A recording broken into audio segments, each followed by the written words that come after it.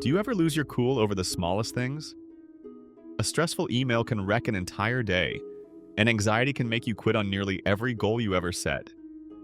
It's a feeling of being a puppet where your own emotions pull the strings. It's like your mind is a mutinous first mate, actively working against you, keeping you stuck, stressed out, and constantly second-guessing everything. But what if there was a simple 30-second technique that didn't just help you calm down, but gave you back control over your life? What could happen next is something you may have never imagined. So stick around, because what's about to be shared isn't just another productivity hack. It's a way to take back your power from the chaos of your own emotions. Section 1. The slave to your emotions. For many people, life is a roller coaster they can't get off of. You might wake up feeling motivated and ready to crush a to-do list and get to work on the biggest goals. You have your coffee, sit down at your desk, and then it happens. An email from a client with unexpected feedback.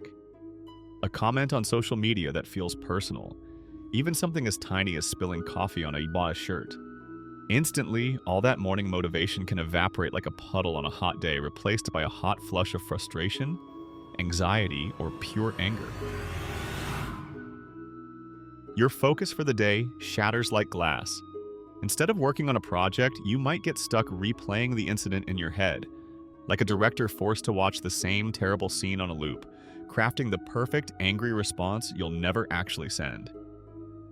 The heart starts racing, shoulders tense up, and all you can think about is the negative feeling that has hijacked the brain. This isn't a bad day here and there. For many, this is a default setting.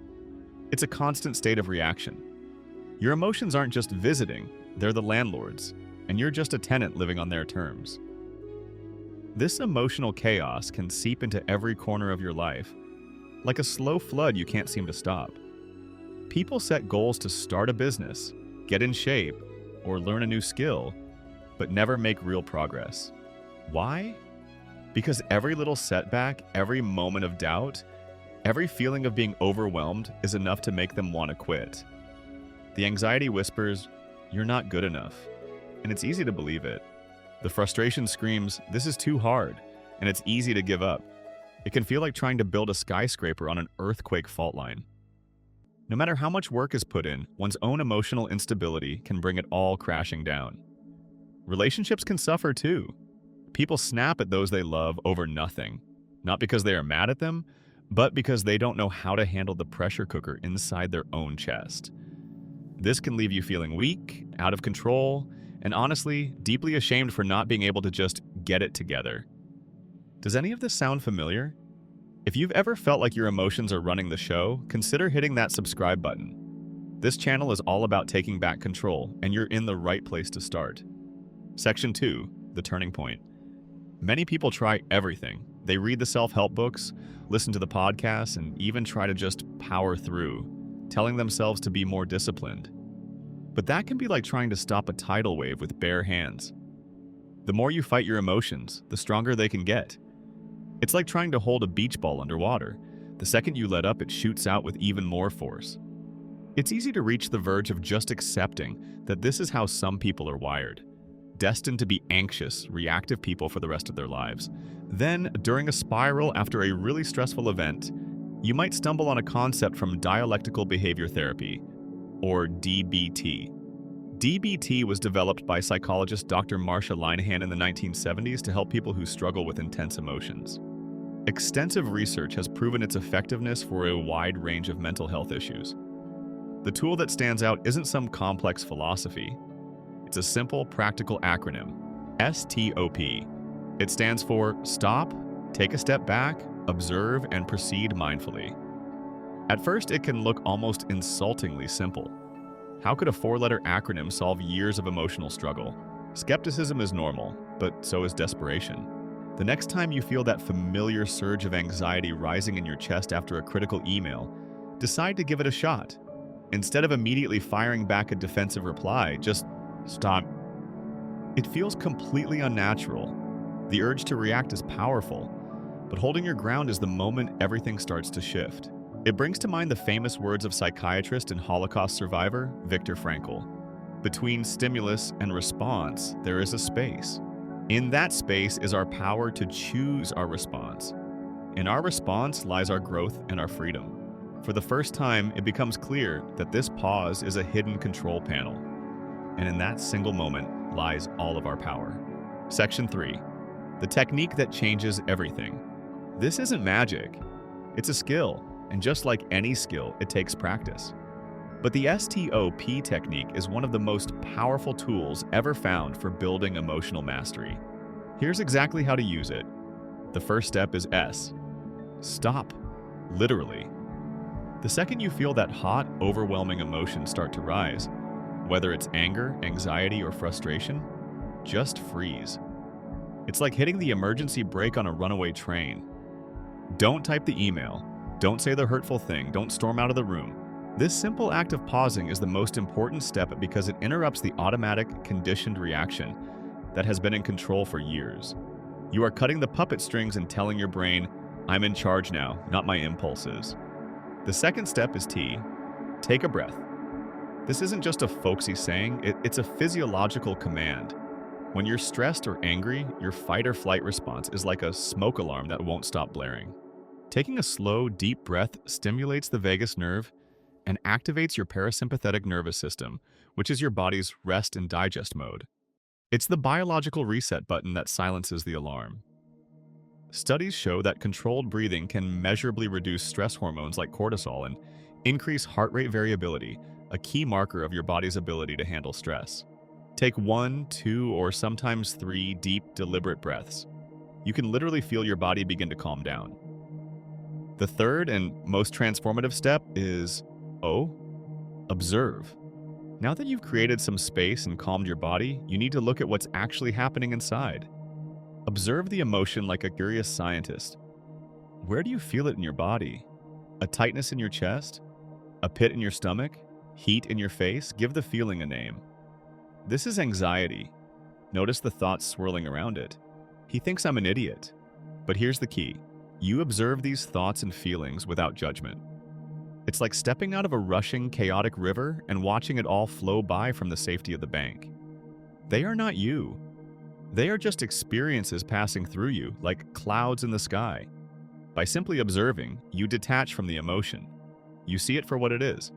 Temporary energy and information, not an absolute truth. Finally, the fourth step is P. Proceed mindfully. Once you've paused, breathed, and observed, you are now in a position of power. You get to make a conscious choice. You are now the captain of the ship, calmly consulting your map instead of being tossed around by the storm. You can ask yourself, what is the most effective way forward? What response aligns with my values and my long-term goals? Maybe the answer is to wait an hour before responding to that email. Maybe it's to go for a walk and clear your head. Or maybe it's to address the situation calmly and directly. The point is, you are the one choosing. You are no longer a puppet being jerked around by your feelings. You are proceeding with intention.